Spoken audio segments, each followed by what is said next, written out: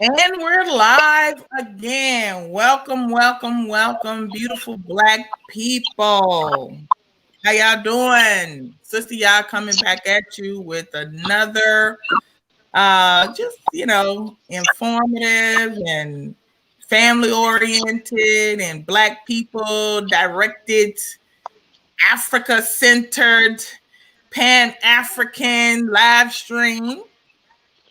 Today we're joined by our distinguished brother Yazid Muhammad and his beautiful wife and children.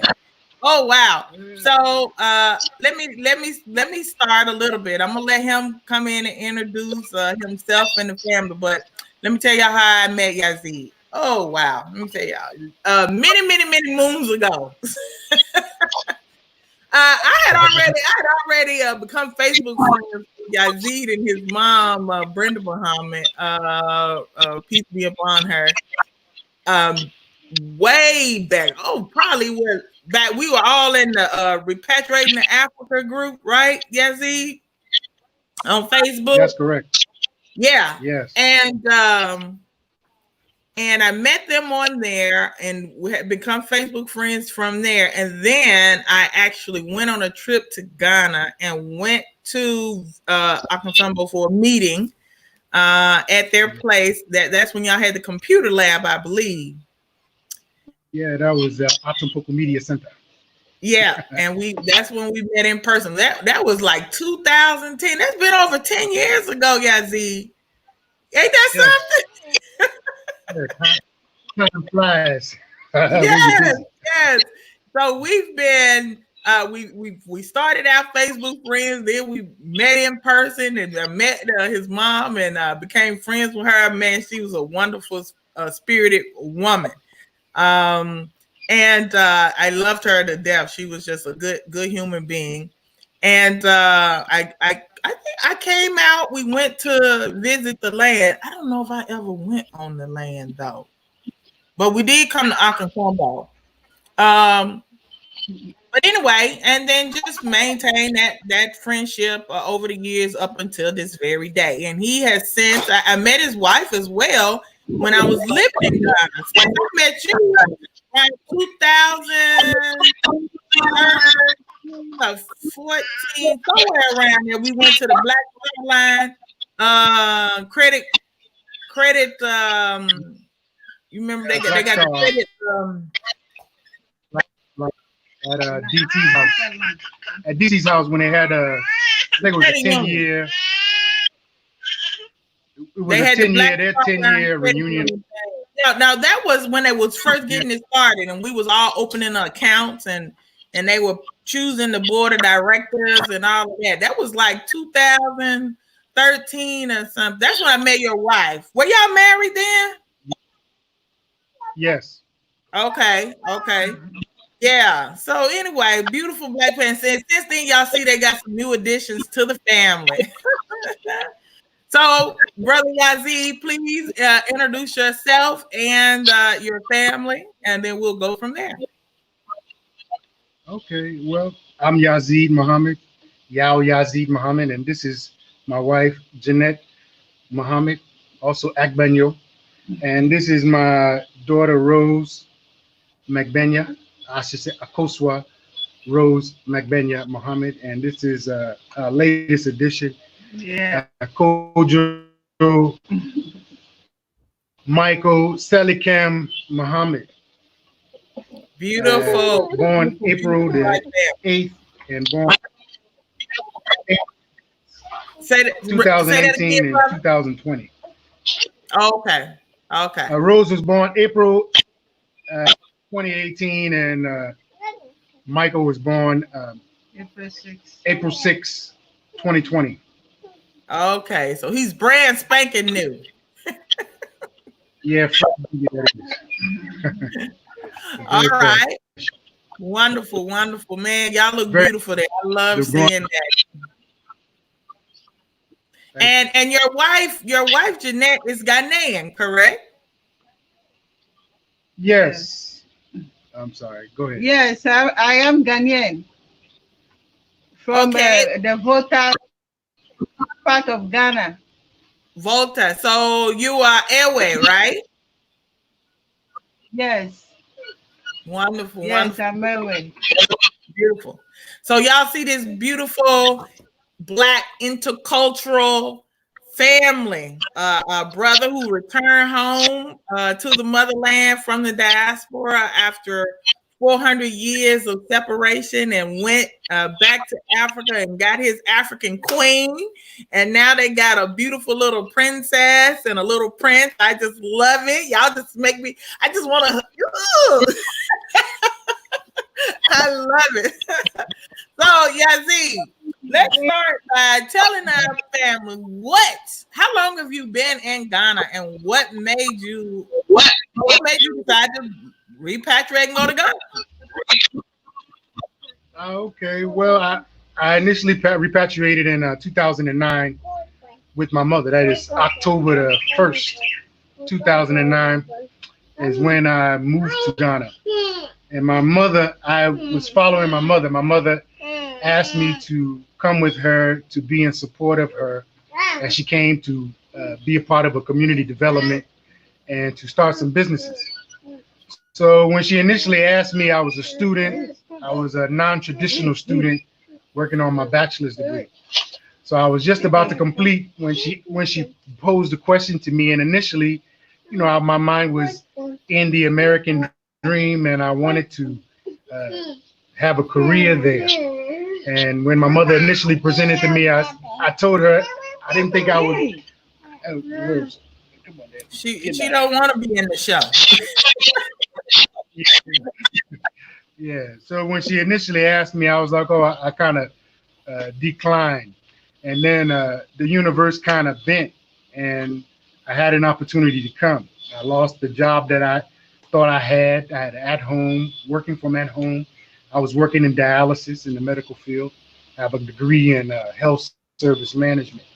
And I was working, and I thought it was going along well. Before I knew it, the company, they didn't think it was going along well. My mother, she was packing up, and I was watching her pack up, and it was very disturbing to see, somebody like your mother packing up, preparing to move her life to Ghana.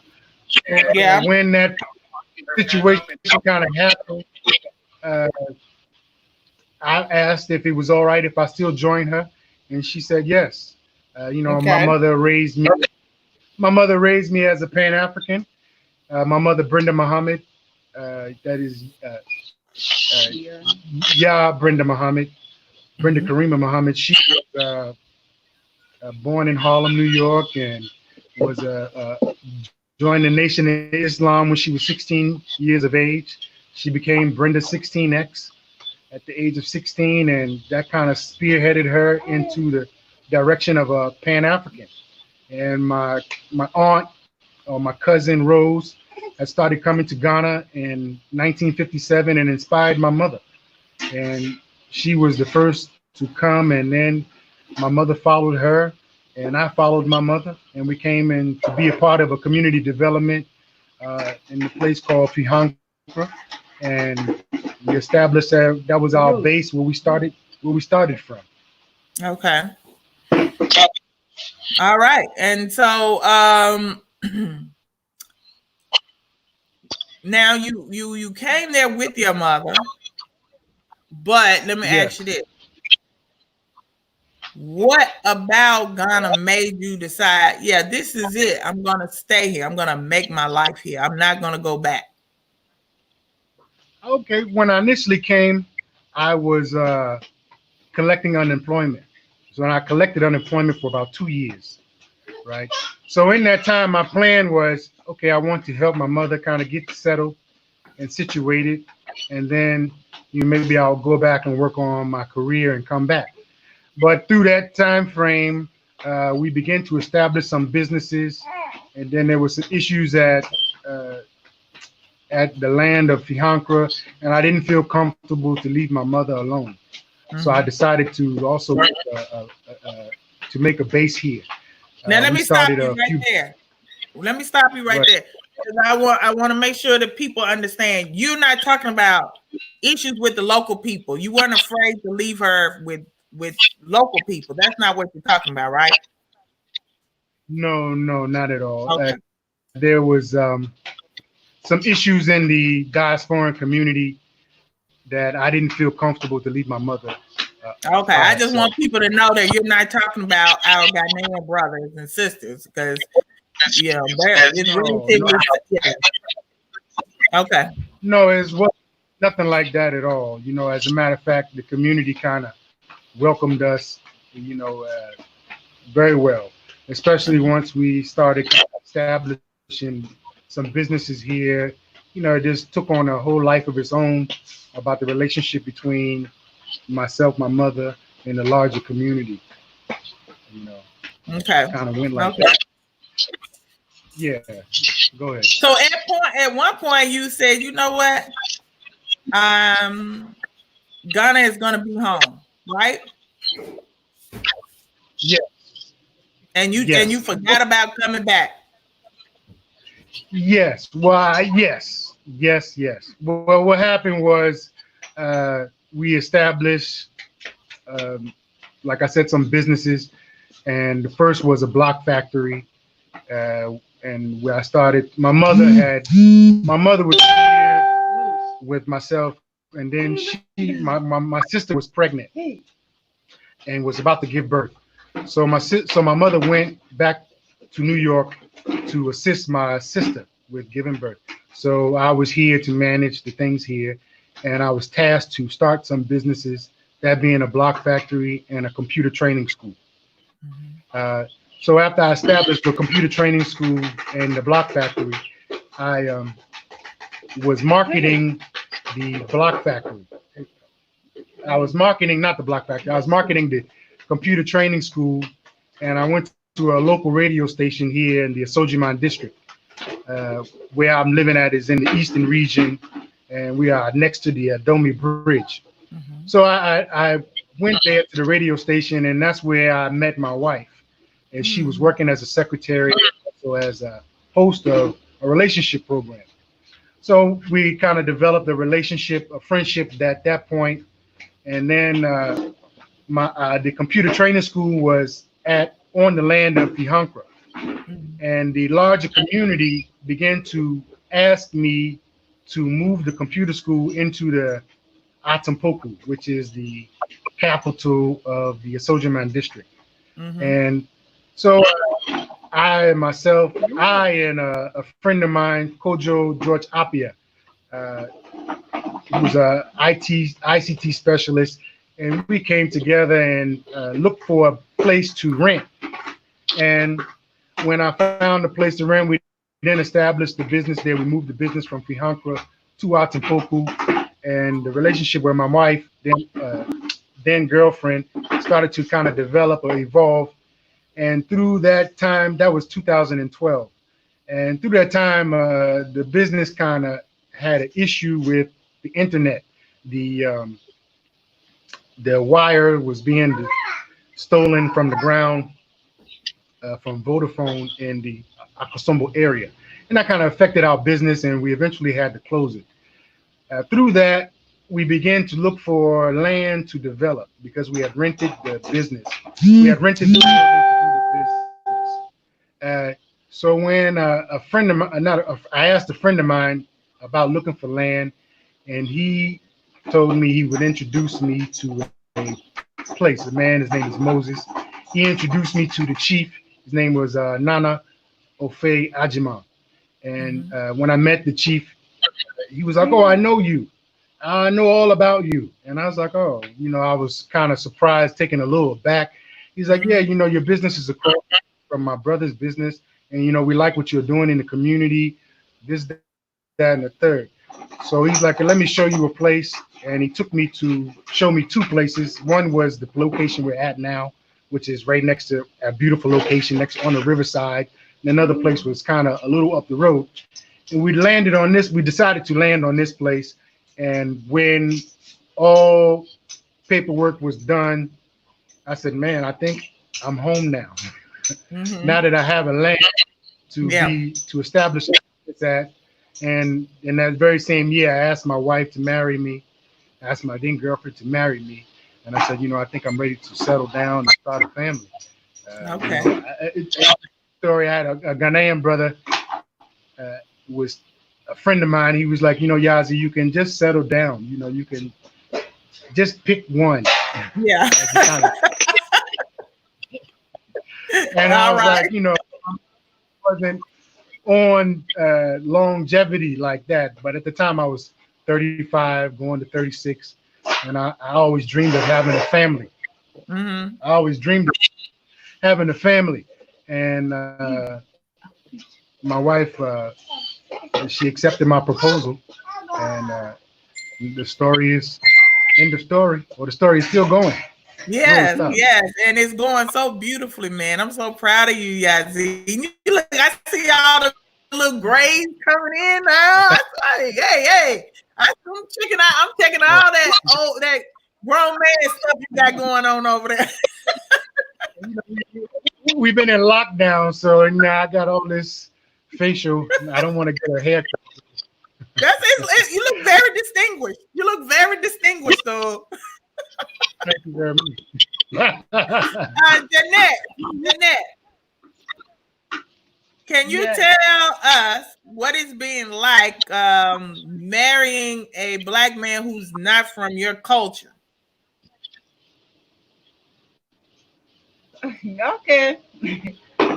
Yes, I can say it's good to marry a brother not from our culture, because I see them, they are our brothers, and we like it that they come back so that we share, the woman can come back and marry here, we can also marry there, so that we can share the culture, the one that have been stolen, or we can really learn it from each other, Yeah. because it's difficult, though it's not easy, because the way we are here with the culture is not like that. You have to take a time to explain it. Yeah. This is how it's done. Yeah. Why should it be this? Like, it's not Right. easy, but it's a long time and things have gone so far, so you have to take a time to teach the Yeah. person. Right. And so it's good, and he's learning, and we are all learning from each other, and it's a good journey so far. Exactly. You know, Okay. Beautiful. Beautiful. So, Yazid, I'm going to ask you the same thing. What I'm gonna just say this. Me, Tanya, Sister Yaa, I am a proponent of Black intercultural marriages because I think it's a way for us to get over some of the disconnect that we have with each other. And when I say, I'm talking about even if it's Black from the Caribbean marrying Blacks from South America, Black from North America marrying Black from the Caribbean, from the South America, from the African continent. I really am a proponent of that because we have so much divisiveness as Black people. Oh, you're from Haiti, or you're from Cuba, or you're from, all this stuff that doesn't matter. Those Africans over there. I think that when we bring families together through intercultural marriages, some of that stuff kind of get washed away, and we just see each other as other Black people. What do you think about? First of all, I want you to tell me how has it been for you marrying a sister from a different culture? Having been born and raised in America and have a way of thinking about things. How has that experience been for you? And do you recommend it for other people? Yes, I recommend it for other people. I'm a big proponent of that. As you well stated, African Americans specifically, we have some. I don't want to say they're unique issues, but the dynamic between the Black man and the Black woman in the United States, a stake was driven between us, and we have to work extra hard to overcome a lot of issues in the society and those kind of things that kind of work against a successful marriage, though there are several successful marriages in the United States between us. Uh, for me, I worked as a merchant seaman and did a lot of traveling and had an opportunity to see a lot of different cultures. And uh, through that, I kind of had it, and through those experiences, I kind of thought of myself as always not living in the United States long term. So I always had a dream or a vision that I would move to Africa and marry a princess and be a part of a kingdom, and something bigger. Had that kind of dream up for my own self. So, my wife, she's being humble. She's not saying that she's also part of a royal family in the Masi in the Volta region. But I had no idea that she was any of those things. So when came to the mind that I wanted to marry, I observed, I had a friend, uh, Kojo and Kojo Apia. And he and we moved around I was a single man, he's a married man. And he kind of led me around and introduced me to different people, different women. And one day I asked him, I said, of all the women you introduced me to, which of them do you think was marriage material? And he shook his head. He said, none of them. And I thought, oh, wow. I said, oh, wow, so who are you introducing me to? So I kind of took matters into my own hand. And when I met Jeanette and kind of developed a friendship with her, and through her own personality, she began to ask me questions about, one specific question. She asked me, why does she have the name Jeanette? And, along with the name Maunya, which is her Ewe name. And, her mind of being inquisitive and wanting to know more kind of led me to the point of, this is somebody I think I can build something with. You're right. So I like the, African women, or I'll say Ghanaian women, probably all across Africa. Roles in relationships are well defined. The man has a role, the woman has a role, so then they don't necessarily cross too much. Right. So I also kind of appreciated the, observing other marriages. I kind of appreciated the way the wife treated the husband and the way the husband treated the wife. And I thought, that's something I wanted for myself. So, I just, it just kind of worked out like that. And, you never, God is in control, spirit is in control. My mother also loved Jane, and, she just kind of folded herself up into our family. And, it's not even that I didn't marry Jane, the individual. I also married the Akbanyo family, right? Of Mafikum. So her brothers, uncles, great uncles, we all be kind of, they all kind of welcomed me. My mother, when she started to think of herself as being buried here, she went and asked Jeanette if she could talk to her family about being buried, and would she have to buy a plot and that sort of thing. And we went to meet the head of the family and the chief, and they said, oh no, they don't do that here. You don't have to buy a plot to bury. You are one of us. And it was that the chief said my mother would be the first African diasporan to be buried in their village, and it was made into a whole big something. Wow. Really appreciate my brothers and sisters, my brother and my sister. We all really appreciated how they just put their arms around us. So it's not only Jeanette that I also married into a family. Right.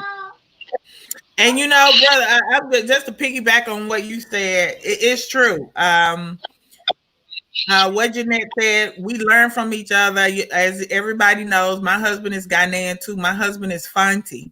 He's also a royal, Yazid, from Central Region, on both his mother and father's side. In fact, my husband could very possibly be a paramount chief if some things go away, but he's kind of shying away from that responsibility.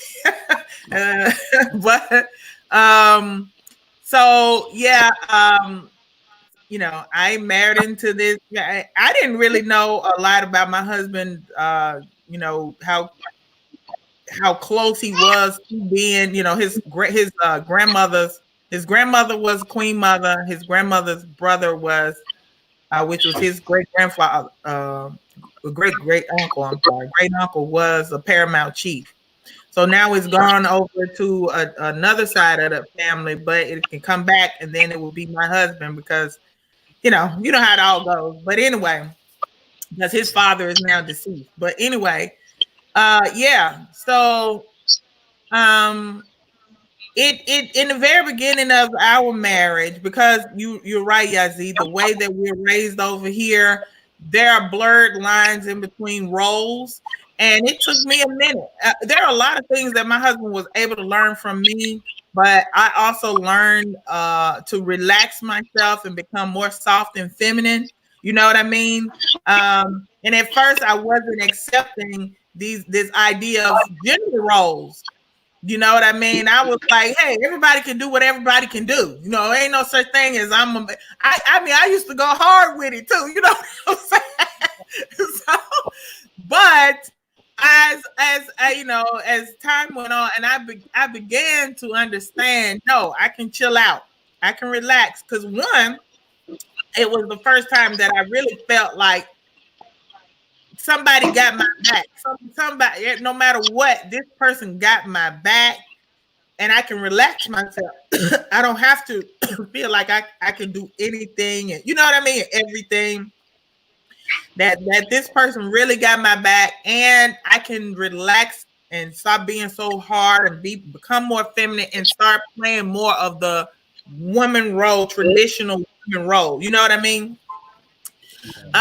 So it was a learning process. I mean, we're there now, but it was pretty rough in the beginning because some of the stuff I'd be like, "Now that don't make no damn sense." You know what I mean? And he would be the same way with me. He would be like, "Now that don't make no damn sense." So, but we've gotten it together now. It'll be the marriage will be 8 years in October. Congratulations. Yes. So yeah, it's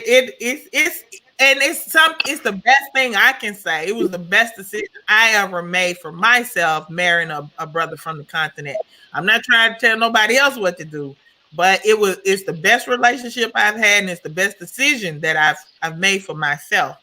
So, and the other thing I want to talk about is, let's talk about something people want to know. You've been over there all these years. I know your mom, had some ailments before she passed. Let's talk about the medical situation over there for all the brothers and sisters that considering being in Africa. Let's talk about that. What is your perspective? What are your thoughts? What are your ideas? What should people know in terms of, medicine?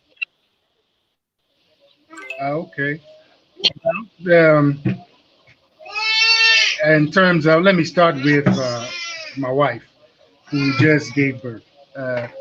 We initially, when we were trying to get pregnant, the pregnancy wasn't coming.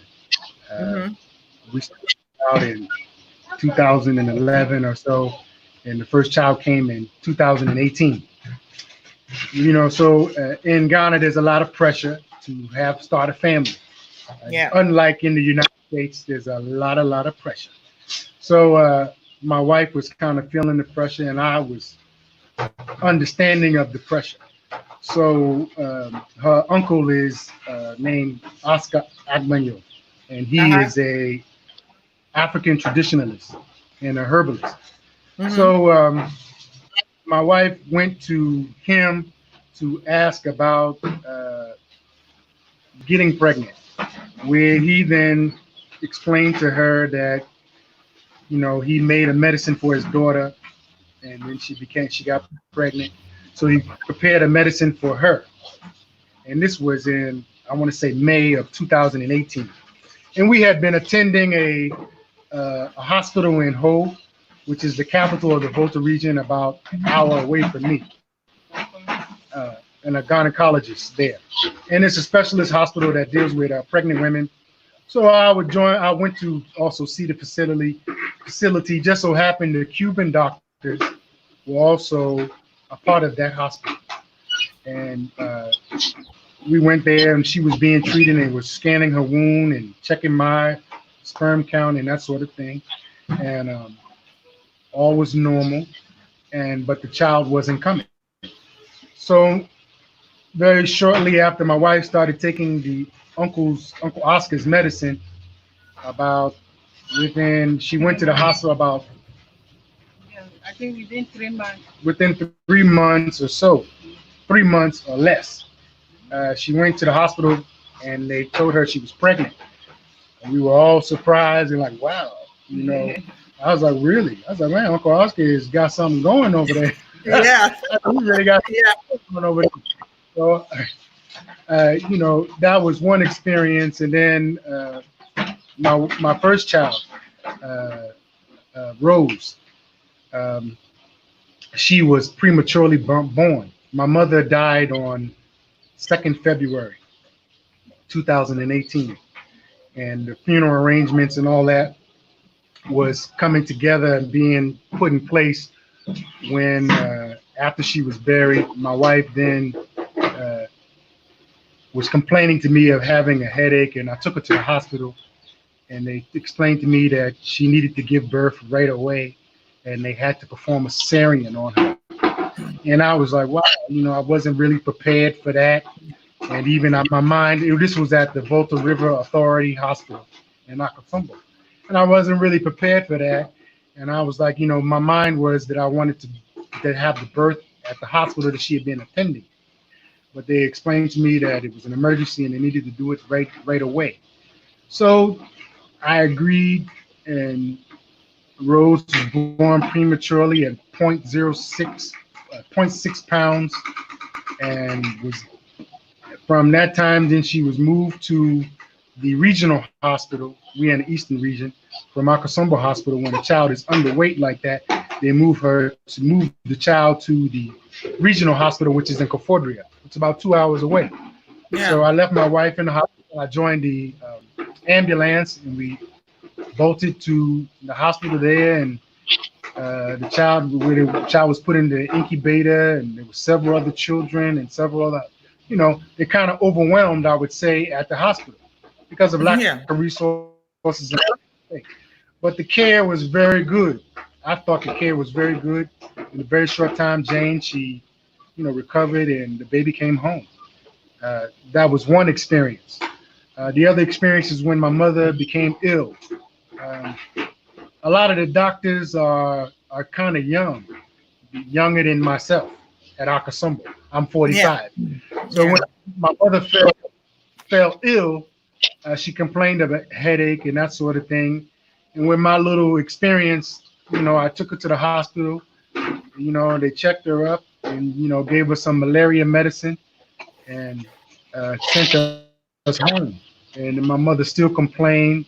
And then I was taken to a different hospital. I came back to that hospital before I was forwarded to another hospital in Accra called Enyaho, which is the hospital that the American Embassy is affiliated with. And that's where she began to get a different level of care. And this is a private hospital, which is kind of expensive. So, she received a very good care in that place. My mother was diagnosed with having a stroke. And it was there that, the level of care I felt was very good and that sort of thing.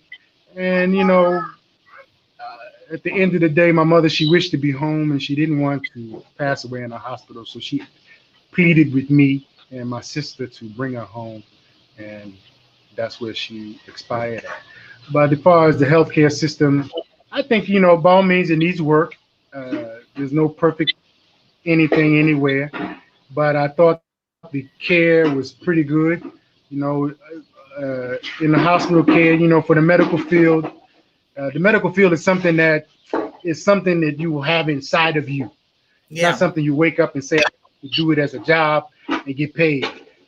You know, working in the medical field, when you see Hmm. somebody sick, you respond. You don't think about what you're responding to, you just respond. And Yeah. those are some of the customer service kind of things that have to be worked on in Ghana. But I have a national health insurance. I have the national health insurance. My mother also had national health insurance. Uh, she decided not to take a private insurance, and she wanted to live here. And to save some money, she decided not to take a private insurance. Uh, but you know, private insurance here only covers so much. You Hmm. know, so some of those things are good to. That's why I always say, you know, you never burn your passport. If you come to Yeah. Ghana or you leave the United States, never burn your passport because you never know when you may be in need of going to getting a different level of care. You Yeah. know, Yeah. technologically wise, the United States has probably the top or in the top 10. You know, as far as technology is concerned. You know, but yeah, the I would give the medical everything, you know, room for Hmm. improvement, Yeah. but it's okay. You know, Okay. my mother had access to her blood pressure medicine. You know, their pharmacies are accessible. She went to physical therapy. At one time, she had not an abscess, but a palsy in her Hmm. tooth.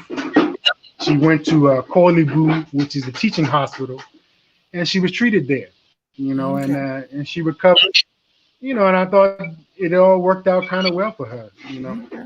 and I thought it So worked out people, well for me as people well. can still people can still go to the dentist and get their teeth cleaned. They can still go to the obstetrician and get glasses and get their prescriptions. You know, a lot of people they don't know. You know what I mean? And they're Yeah, concerned. So we have to let them. You know, they think when they go to Africa, ain't nothing over there. You know what I mean? So now I well, want to say I have a sister friend here in the States. She's married to a Nigerian brother, and over here in the States, they were just telling her there was no way she could get pregnant. Blah blah blah. She just had to accept she couldn't get pregnant.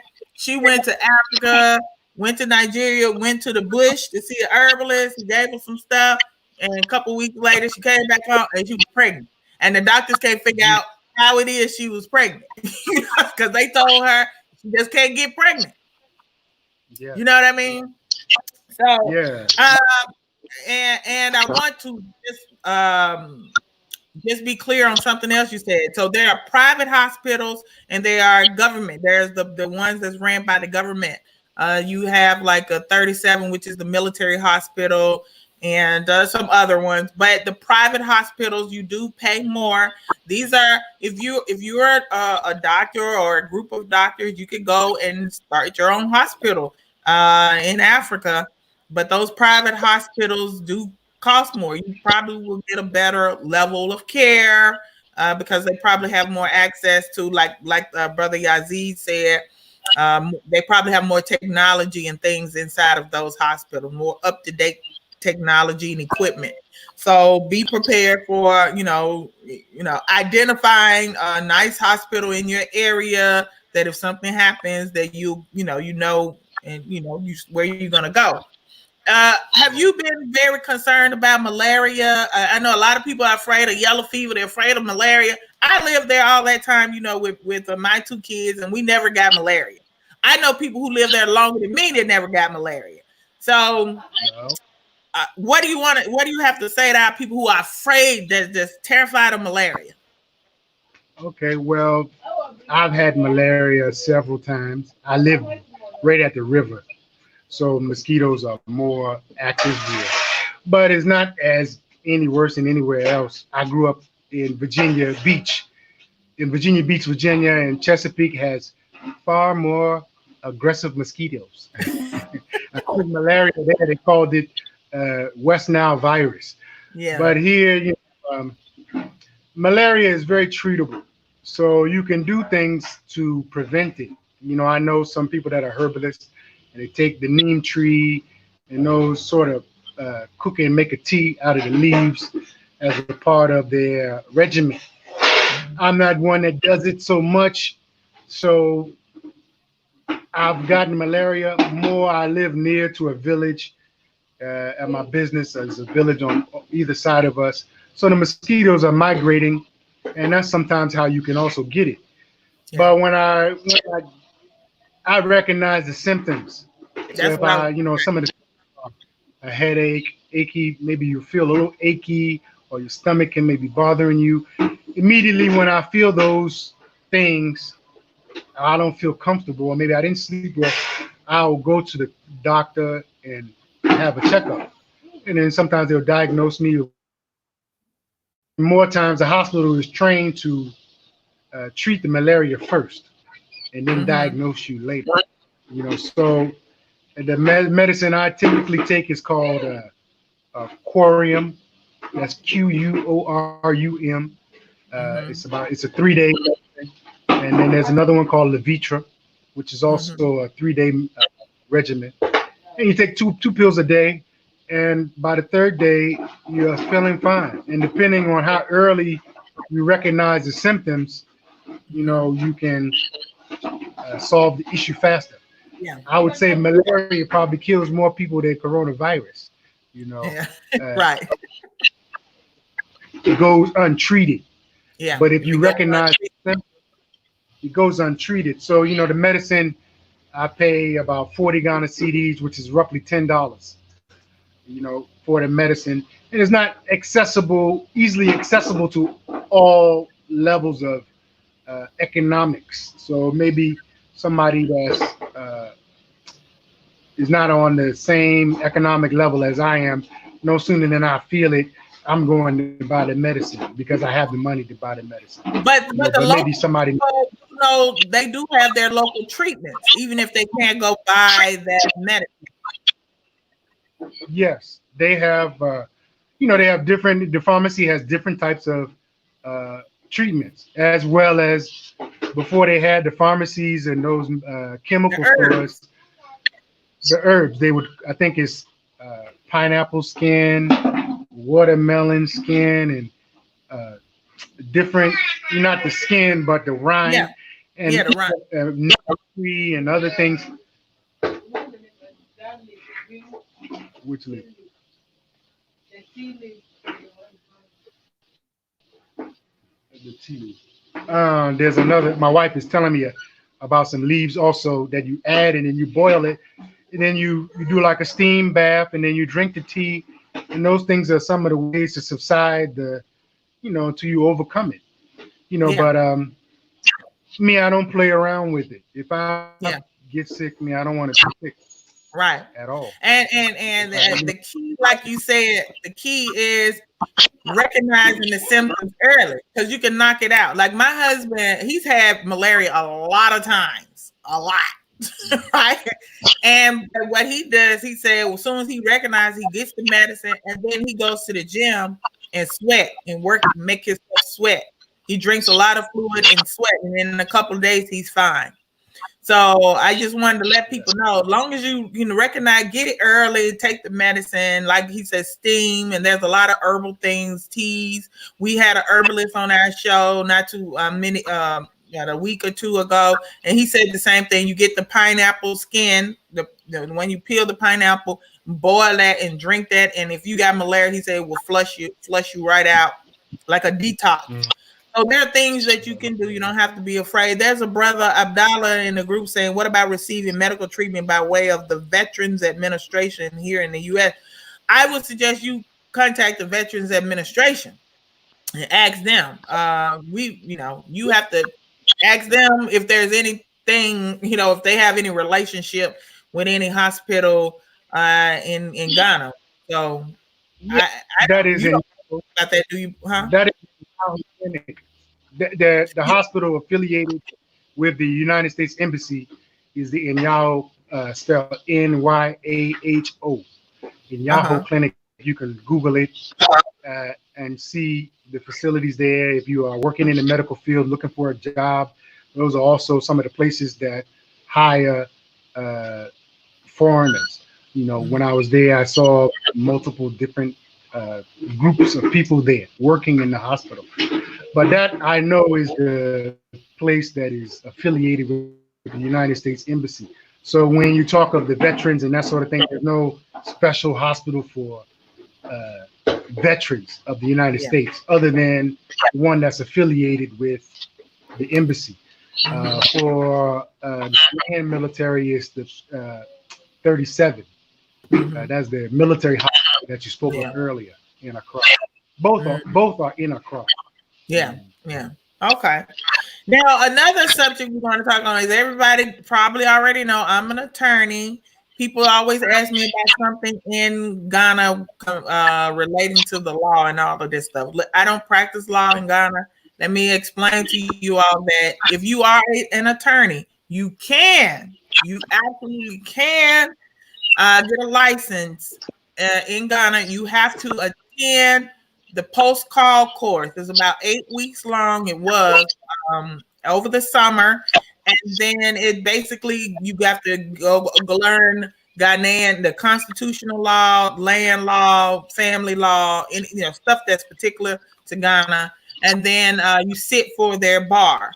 And at the time when I was looking into it, it was about 8,000. I want to say pounds or euros. I don't remember. I mean, it's not cheap. Okay, but you can get your license if you attend the post call course and sit for the bar. Um, and the post call course is like 8 weeks, 8 to 10 weeks, something like that over the summer. Brother Yazid, let's talk about the justice system and your experience with going to court and everything. Okay. What do you want? Because these are things I don't think our people think about as well. Which if you're going to be living in a country, in a society, you should consider the courts and all. You never know when you might have to sue somebody or bring a case, or you know what I'm saying, or anything like that. So what has your experience been like with the justice system in Ghana? Okay, thank you for the question. First, yeah, well, you know, I do know of another diasporan who is a lawyer. I think she's Jamaican from the UK. My experience with it first started with Fihankra when the people there began to sue me, sue myself and my mother, trying to say that we stole land from them and that sort of thing, which was totally false. And let me Because stop. of our He's not talking about Ghanaian people. I want to say that again. He's talking about black folk who came yeah, to Africa with some nigga shit. But go ahead. these were African Americans that had all been living in Ghana 10 years before we arrived, and they had already familiarity with the justice system and even know how to work work the justice system. So and use the police uh, as a weapon against people who don't know how the system works. So it took some time before we learned how the system works. You know, when we were initially sued, uh, the sheriff, something like a sheriff, came to deliver the papers to us. He greeted us. You know, how you doing? This is the paperwork. Can you give me money for transport back? And I thought, wow, and it was like, oh no, and you read the paper and understood what it was, and said, wow, so we initially thought we would just go to court, and we went to in our area there is a magistrate court in the Asojiman district, and then there's a circuit court in Somanya, which is also, and then you have the high court, which is in Kofodria, which is the capital. So initially we went going to court with somebody else and witnessing other people's court cases. There was another court case when we came in where Fihankra people had a court case against another diaspora. And when we came in and to observe the court proceedings. And when you sit in court, if you ever want to know where to buy land, you go sit in court and you will hear so many land cases being settled and disputed upon. And that is one way that you can find out the true owner of the land. You sit in court and listen to what's going on. That's the winner. That's the landowner. You know, that's how you kind of can determine those things, as well as you see how the dynamics in court are going. When I remember my first time going to court, when we were sued, and our lawyer didn't show up on time, and our case was called, and so we get to the front of the room, in front of the judge. There's a table on the right, table on the left. I'm the plaintiff, and then the defendant. I'm the defendant. My mother is sitting next to me, and the judge calls our case and asks us to stand up. And the lawyer of the complainant is a trained lawyer, and he's speaking, "Oh, my lord, this, my lord, that." And I was like, "Oh, do I have to say my lord?" I wasn't ready, so when they called my name, it was like, he's like, "Oh, so Mr. Muhammad, how do you respond?" I was like, "Well, Your Honor, my Lord, and this, that, I just kind of stumbled over it, because I wasn't really prepared. I didn't know I was going to have to speak or anything like that, but just to see the dynamics of how you talk to the judge will talk to you, and those kind of things are different from how it is done in the United States.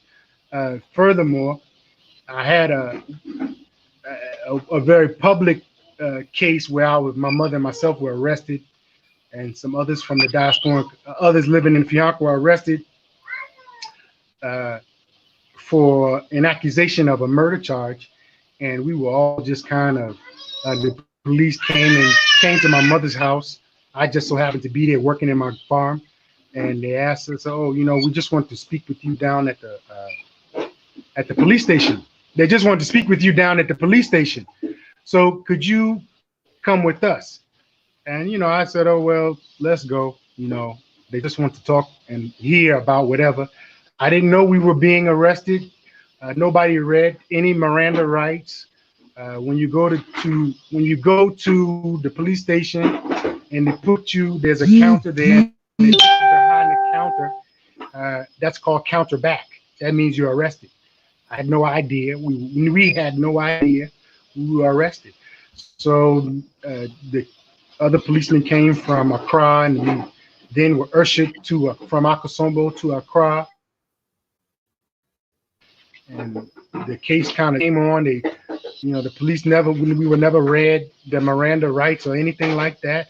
And at the end of the questioning, we were like, "Oh, we just want, we'll go and get our own room. We're not going to try to go back to Akosombo." And so, "Don't worry, we have a room for you."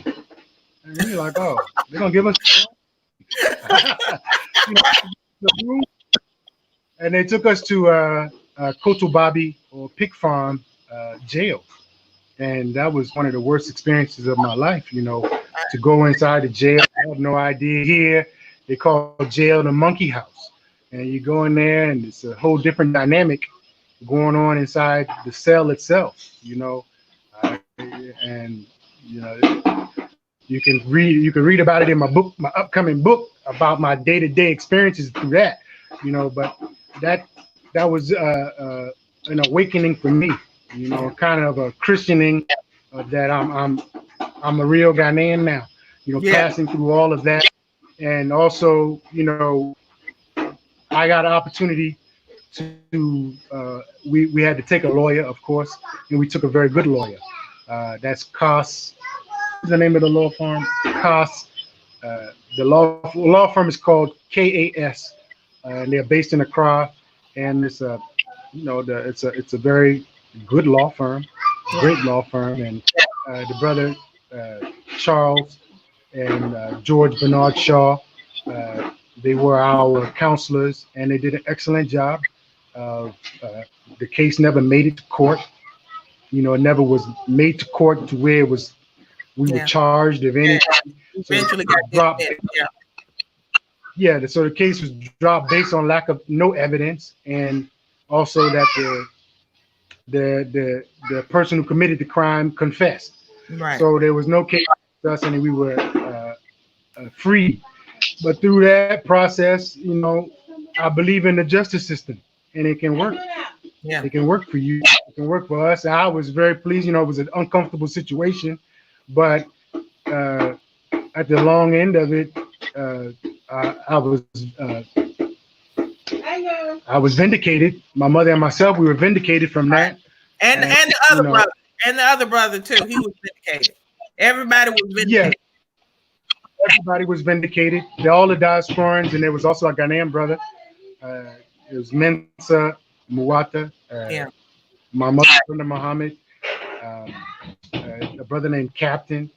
Uh, uh, I think we were four, Right. and I think that was, yeah, and that was it. We were all vindicated and released with no charges. You know, when we came out, we had probation for about a year. We had to go back and forth every few months, every month to every 2 weeks to go for to be in front of the judge. And you know, the magistrate judge apologized to us for going through such a difficult time. You know, my face, my mother's face, we were putting on the front of the newspaper and all that sort Yeah. of thing. And it was a very difficult time. It Yeah. affected my business, it affected our business and everything. You know, but as I'm far sure as it did. the justice system, as far as the justice system, is different in the United States as far as dealing with the police. Um, when you go to the police station, the first person that goes there to make the complaint is the person that the police are going to support. So you have to know these things in advance. So being ignorant of those things, the police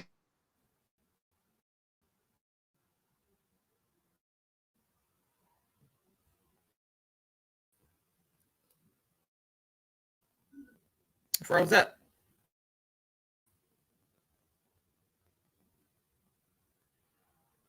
Oh man. I hope he gets back on here. It froze up. Yeah, Judy, you said diasporans got down like that. Yes, ma'am. The stories we could tell. The story, but we don't want to be negative. But yes, a lot of your people from the diaspora are going to Africa and acting a whole ass and acting a whole fool and doing a whole lot of ratchet ass shit on the continent of Africa. It's not just the white people and the Chinese people going over there that's doing shit. A lot of these Negroes from the diaspora are acting a plumb goddamn fool in Africa and being very foul. So let's see if Brother Yazid can come out. Yeah. Yeah. I know a lot of y'all. I see a lot. Hey, Shantae, Dion. Yeah. Yeah. People go there act a whole fool. So the stories we could tell, but we agree that we agree that we're not going to be too negative, but we could tell y'all a whole lot of shit. So Yazid, now I want to make one other point about the jail. You got to have somebody bringing you your food in jail. Is that not true? absolutely. So we were fortunate that uh, we have established good relationships with a lot of people here. So but we were brought so much food that we were feeding the other prisoners in jail with us. My mother and I, we were transferred. We were transferred from Nana Apienti. That's who else was arrested. Nana Apienti, who is the chief over the land. We were transferred from Bobby to Ministries, and in that jail, which is a much cleaner place. And there, friends of ours would come around. People from the diaspora community. Shout out to the Nation of Islam, Brother Hadith. Shout out to all the people that came around and supported us, bringing us water and food. A brother named Mark. Uh, they really came around. Curtis Murphy, we appreciate your support as well. Also, those that came around and to be around and support us, and through a very, very, very difficult time that was. And and a lot of my Ghanaian friends, brothers and sisters, Kojo, Patricia, Anyaho, Abigail, Anyaho, they all came and really held us down, bringing us food at their own expense. We did our best to, compensate them when it was all said and done. But I don't think you could ever be compensated for the things that they really stuck their neck out for us. Yeah. By anybody that knows myself or my mother's character can never think that we would be attached to something like that. So it's easy, I guess, for them to know that we had nothing to do with it. So then they came around and, and just held us down, And you're absolutely right. If you don't have somebody to bring you food, you won't eat. You won't eat. Yeah. So, and then it also jail. So, and also in the jail, it's not like the United States where, it's gangs and what things kind of break down into ethnicity more or so, And I remember when I was in jail, my wife came to visit me, and I greeted her in Ewe, Efon, which is how are you? When one of my cellmates was like, "Oh, you're Ewe. Oh, you're supposed to say you're Ewe, brother, because this thing like this." And I was like, "Oh, my mind is not on that." Right. my mind is not on. Right. It just to kind of explain the dynamics of how things are kind of going there. So and even when I went there, I'm a big man in stature, and also people kind of kept their distance from me. But brothers also, it wasn't like there was an aggression there. Brothers are there doing their time, whatever the crime was or whatever they are there for. And, it wasn't like people were at odds or that sort of thing. So you just kind of everybody kind of doing it, making it through. That was kind of the dynamic that I felt there. Right. Not a place I ever want to go to again. Absolutely not. Absolutely not. I mean, I wouldn't want to go to jail in America, but I know that the conditions in other countries, that like in Africa, it nobody wants to have to go through that. And we are glad, I remember when all this was going on, and man, it was just overwhelming. There were a lot of us out because we knew you and your mom and Mensa and Nana PNT. We knew y'all to have nothing to do with that. You know what I'm saying?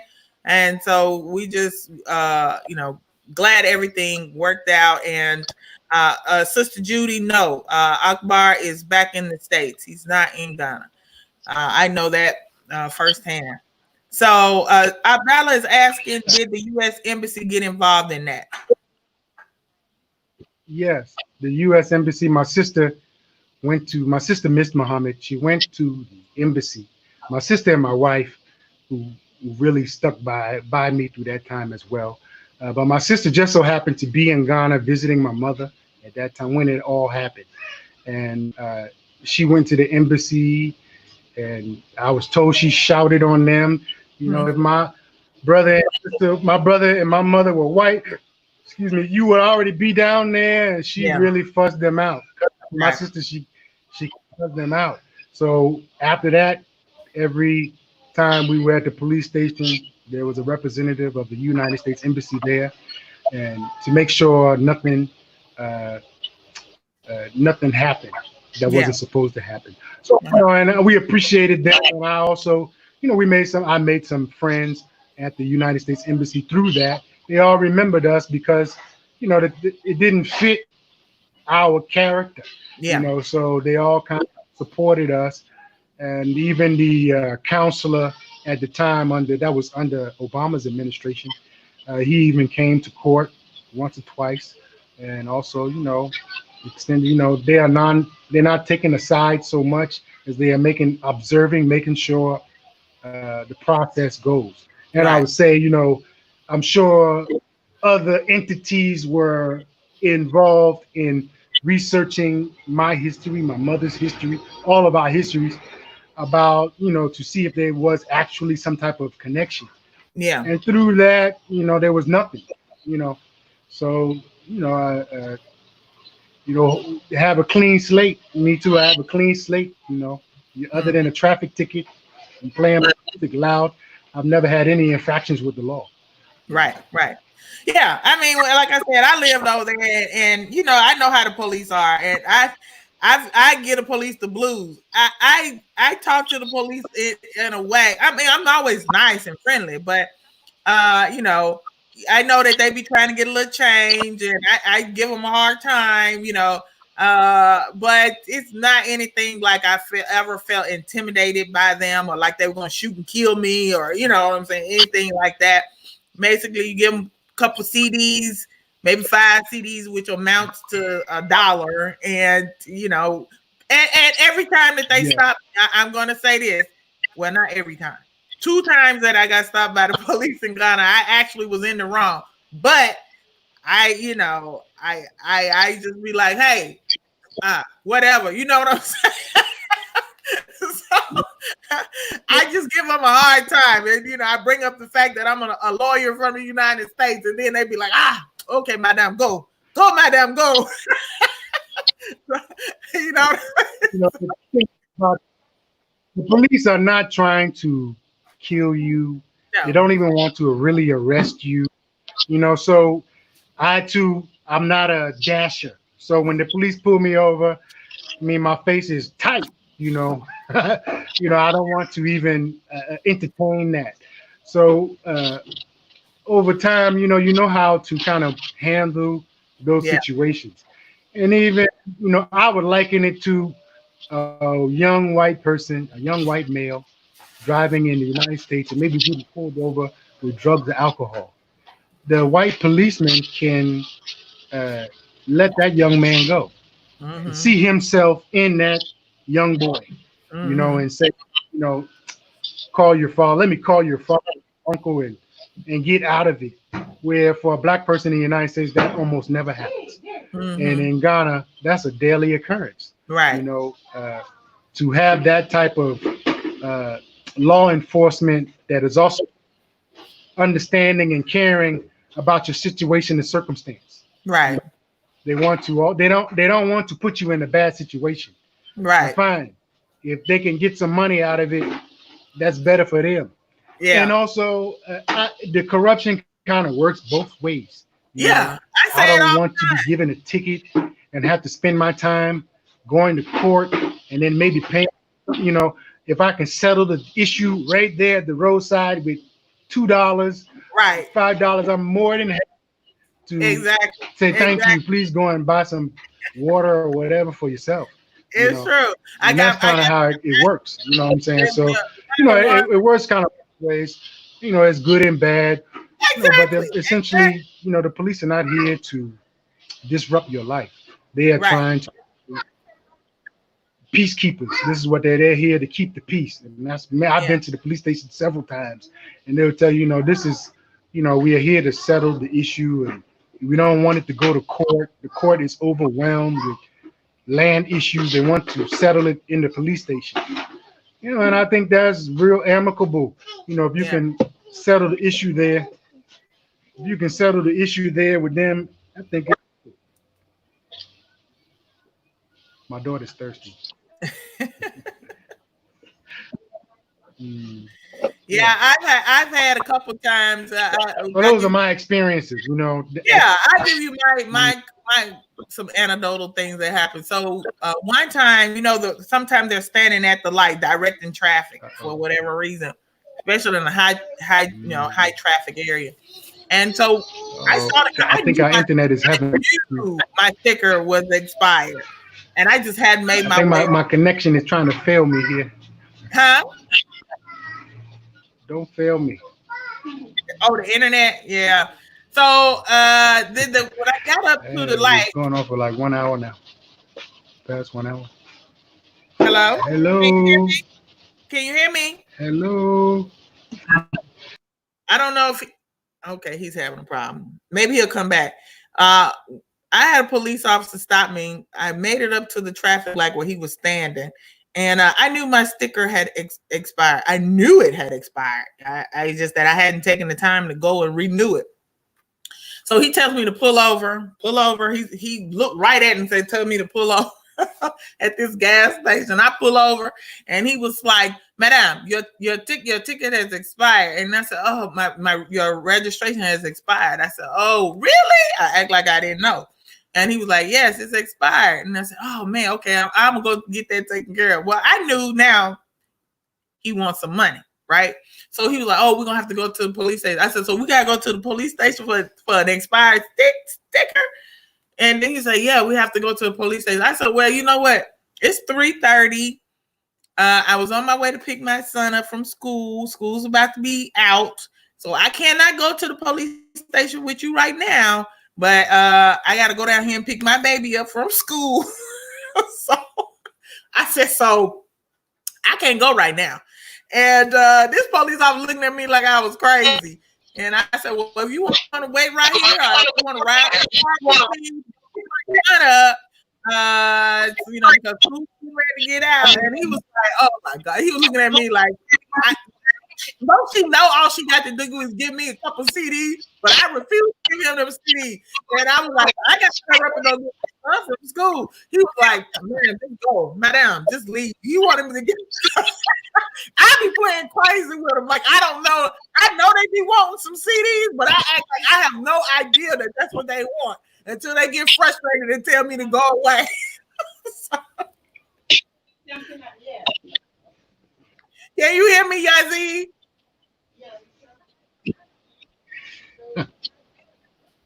Yes. So Yes. Yazid, you tell us about getting your Oh, Ghanaian yes. citizenship. They play on your ignorance too. The police will come tight face, but they're not really all that angry with. Yes, I can. Yes, I can. Okay. The police, they are not really they're not your enemy so much as they are trying to uh, you know do what they do. So if they can Yeah. make a few dollars, few CDs out of you.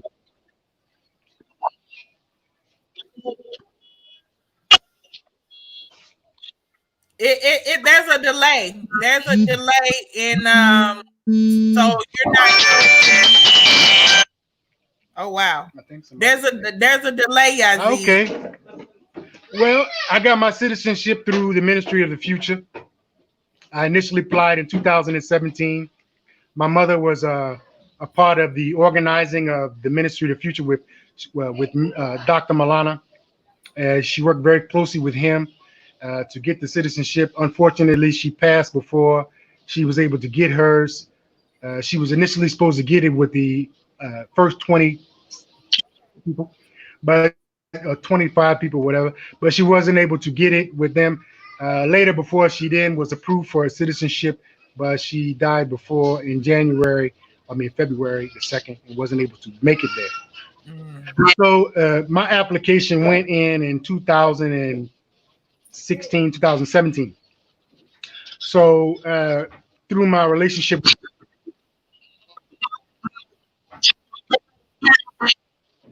oh, okay, say it again. Can you hear me now? Oh man. Oh. So anyway, I hope y'all getting a perspective on Africa because I know I mean, listen, I still love it more than being over here. But I think we have to be telling some realistic stories about, life on the continent, life living in a different country. And while overall, generally, I think it's better for Black people to be in Africa, still go in with, your eyes wide open that it's not America. It's not America. It's not America. Okay. I can't say that enough. It's not America. Now, hopefully he'll come back and we can wrap it up.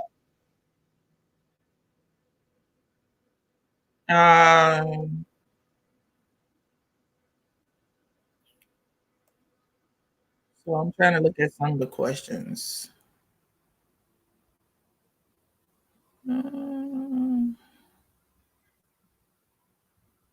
Let's see if he's gonna come back, guys. Anybody have any other question that doesn't require us dwelling on negativity?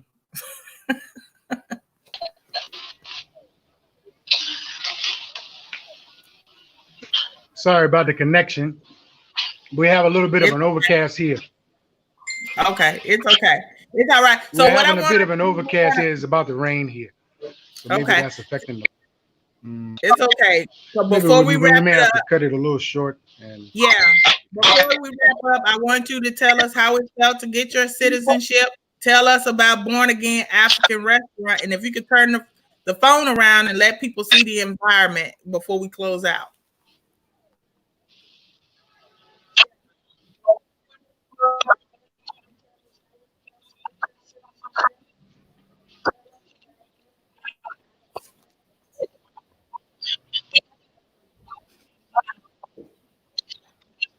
Okay.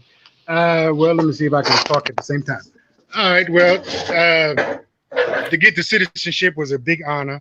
For me, I thought it was more of a ceremonial thing. No, I appreciate as a business person in Ghana of having the citizenship. It helps us to avoid some of the unnecessary charging of being a foreigner here to do business. So when the opportunity came and I got the call that I got citizenship, I was very honored to be a part of it and be in the ceremony and all that. For my own genetics, it's a huge thing for me personally, for my family and all that. It's monumental for the African diaspora in general. Just to be counted in that number of 126, man, I feel very, very blessed to be a part of that. For me, as a Pan-Africanist from a child, to come to Ghana and have that kind of acknowledgement. Yeah. Africa Internet. Africa Internet would give you the blues. That's all right, though. I still love it. Let's see if you can come back one more time. We're going to wrap it up. Abdallah, what about having this same type of diaspora show on both interesting repatriation? I think there's plenty of shows with people in Gambia. Black they have that all the time. Let's see.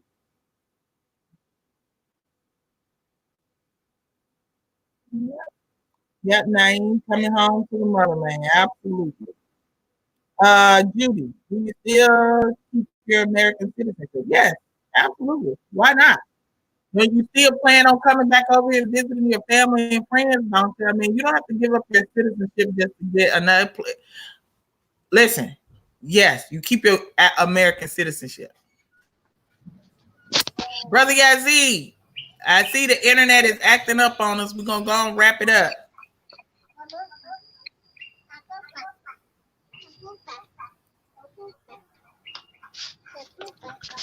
Yeah. Yes, I still have my American citizenship.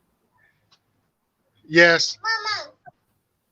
Absolutely. Don't give up your U.S. citizenship for nothing. Yeah, we have some overcast. Yeah. Yes. I didn't give up my U.S. citizenship to be a Ghanaian. No, I'm a dual citizen. But I don't have the dual citizenship paperwork. But I can get a Ghanaian passport as well as I have a United States passport. So absolutely. I can use either one. Yeah. I can use either one. Right. But yes, those that may want to hear about my story or hear about the business that we are doing here, we have a YouTube channel called Born Again Africa. I have a Facebook page also called Born Again Africa Ghana Soul Food.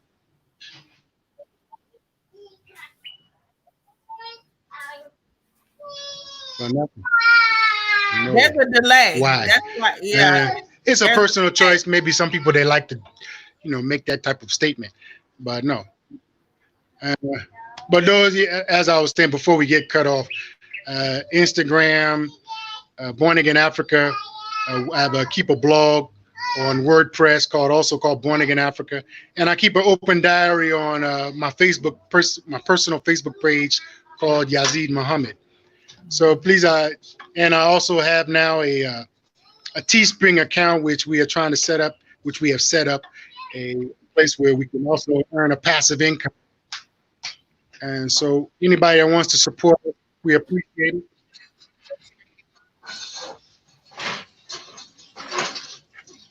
Look like are we trying to lose it again? Well, it's just delayed. It's Are you moving? There's a bit of a delay, but thank you so much for joining us today, Brother Yazid. Let's do it again sometime. The background is absolutely just, oh man, gone again. Okay, we're gonna wrap it up, guys. Thank y'all so much for joining. I hope you found Brother Yazid's experience in life and the dialogue helpful to you and insightful. And yeah, we are. I find his story and the story of his mother, Brenda Muhammad, who was a friend of mine. Peace be upon her. Very inspiring, and I can't wait to get back home and go visit Yazid and the family over at Born Again Africa and eat some of that food he be posting on the doggone Facebook page. He looks so delicious. I be wanting to jump through the screen. So thank you all. And once again, Miss Muhammad. Oh, that's Yazid's sister. Can you please do a part 2 due to the poor network? We missed some great information. Yes, absolutely. Always open to bringing my brother back on and having a conversation with him and the family. Even though little Miss Rose wasn't even remotely interested in talking to us. Maybe next time. All right, guys. Peace. Black power. Y'all stay safe. I love you guys. Until he's back. Let's see. Yazid. I'm back. Quite an experience here. Okay. It looks so beautiful over there, Yazid. Yes. I'm so jealous. Yes. Maybe we have to wrap. We can always talk again. Absolutely. All right. My regards to the family. You be safe. Take care of yourself, brother. Gotta take it like Peace. that.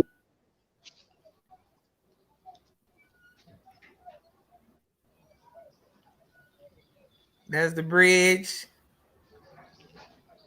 Man, that river look at that. Y'all see that? Y'all see the river running through there? Beautiful. Well, you too can have it. You can also have the opportunity to do the same thing we have done. And I hope that my little story, our story, inspires others to want to come and follow in our footsteps or come and pioneer your own way. The opportunity, you two have the same opportunity. Yeah. Absolutely. All right, brother. But thank you, Sister Yaa. I really appreciate you. All right. All right. Bye, brother. Yes. Thank you very much. Black Power.